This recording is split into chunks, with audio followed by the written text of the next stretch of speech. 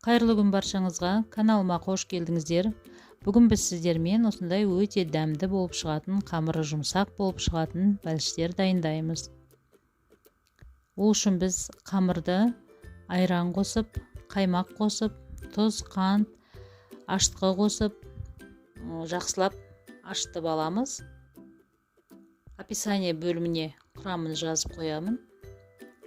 Лайк басып, каналыма тіркеліп, қоңыраушаны басуды ұмытпаңыздар. Қамырды осылай бірнеше бөліктерге бөліп аламыз.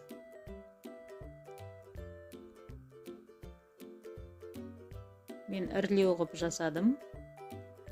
Мөлшерін қалауыңыз бойынша кішірек қылып жасаймын десеңіздер, күлшелерін кішкенеден күлшелеп қойсаңыздар болады.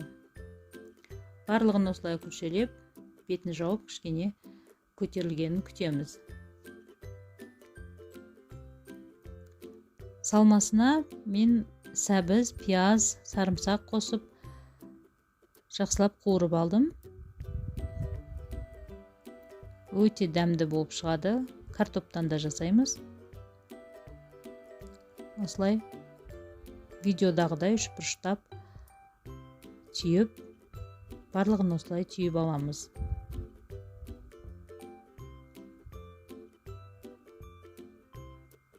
Картоптан пюре жасап, пирожки да жасадым. Дәл осы қамырға. Картоптан жасағаным видеоға түспей қалыпты.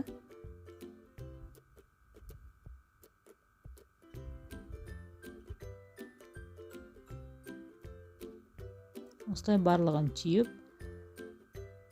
тізіп алып, содан кейін қызып тұрған майға табаға қуырып аламыз.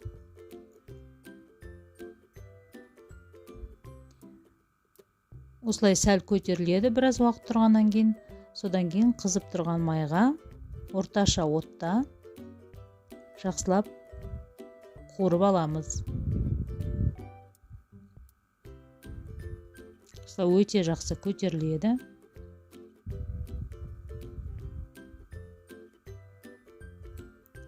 Міне картоп салып пісіргенім. Өте дәмді, жұмсақ болып шығады. Жасап көріңіздер. Үйдегілердің барлығына ұнады. Сіздерге де ұнайды деген сенімдемін. Өте дәмді болып шығады. Іші осындай жұмсақ, өте дәмді. Салмасы өте дәмді болады. Салмасына негізі қалауыңыз бойынша капуста қоссаңыздар да болады. Өте дәмді болып шығады. Ең бастысы қамыры осылай жұмсақ, жақсы көтеріледі. Және орташа отта пісірсеңіздер, міне картоптан жасаған пирожки өте дәмді болып шықты. Астарыңыз дәмді болсын, жасап көріңіздер. Келесі видеода кездескенше.